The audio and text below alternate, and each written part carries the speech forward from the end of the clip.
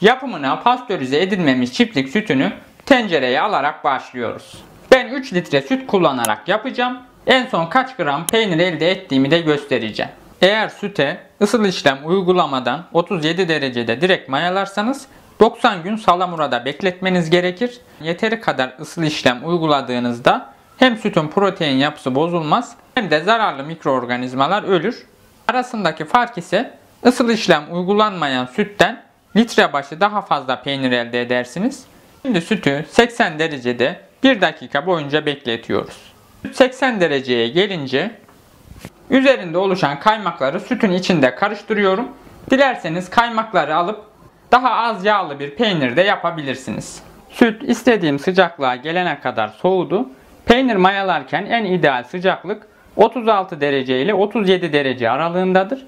Eğer elinizde gıda termometresi varsa ölçebilirsiniz. Eğer elinizde gıda termometresi yoksa parmağınızı süte batırdığınız zaman ne sıcak ne de soğuk olması gerekiyor. Ilık bir şekilde peyniri mayalamanız gerekiyor. Sütü elimdeki maya ile mayalıyorum. Farklı markaların mayalarını kullanarak da bu işlemi gerçekleştirebilirsiniz. 3 litre süt için 1 tatlı kaşığı peynir mayası kullanıyorum. Peynir mayasını bir çay bardağının içine alıyorum. Bu şekilde. Ve mayanın sütün içinde daha kolay karışması için mayayı biraz sulandırıyorum. Ve peynir mayasının olduğu bu suyu sütün içerisine dökerek sütü iyi bir şekilde karıştırıyoruz. Mayayı ekledikten sonra 1 saat boyunca peynirin mayalanmasını bekliyoruz. Peynir 1 saat mayalandıktan sonra tencerenin kapağını açıyoruz. Elimizi sütün üzerine dokundurduğumuz zaman üzerinde tek parça halde peynirin oluşması gerekiyor. Oluşan bu peyniri bir bıçakla bu şekilde dilimliyoruz.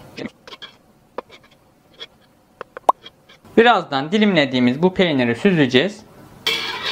Şöyle kevgirle ne kadar güzel peynirin tuttuğunu da sizlere göstereyim. Başka bir tencerenin içine tel süzgeç koyarak üzerine bir tülbent yerleştiriyorum. Ve buradaki peyniri tülbentin içine süzüyoruz.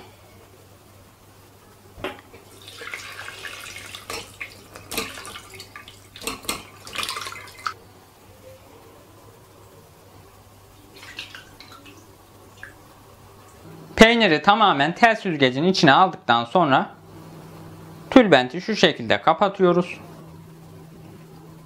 Bu aşamada peynirin üzerine bir ağırlık koyarak fazla suyunu bırakmasını sağlıyoruz. Büyükçe bir çaydanlığın içine su doldurdum ve 30 dakika bekletiyorum. Peynir 30 dakika o şekilde bekledikten sonra şeklini büyük ölçüde almış oluyor. Daha sonra lavabonun yanına alarak üzerine su dolu bir tencere koyuyorum. Peynirin üzerine ne kadar ağırlık yerleştirirseniz peynirin suyu bir o kadar hızlı çıkacağı için daha çabuk bir şekilde hazır hale gelir. 4-5 saat baskı altında beklettikten sonra tüketebilirsiniz. 3 litre sütten kaç gram peynir çıktığını da şöyle göstereyim. Yaklaşık 340 gram beyaz peynir elde ettim. Son olarak peyniri dilimleyip nasıl muhafaza etmemiz gerektiğini de göstereceğim.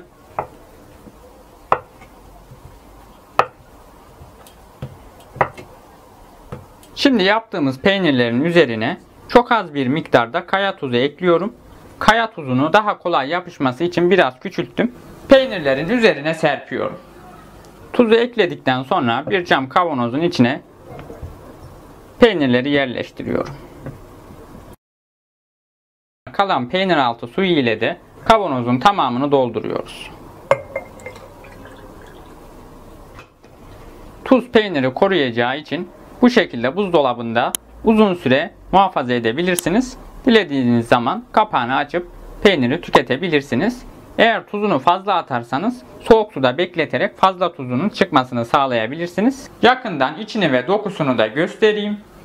Marketlerde satılan beyaz peynirlere göre daha yoğun bir süt tadı var. Oldukça lezzetli bir peynir. Deneyecek herkese şimdiden afiyet olsun. Kanalımdaki diğer peynir videolarını da izlemediyseniz izlemenizi tavsiye ederim. Hoşça kalın.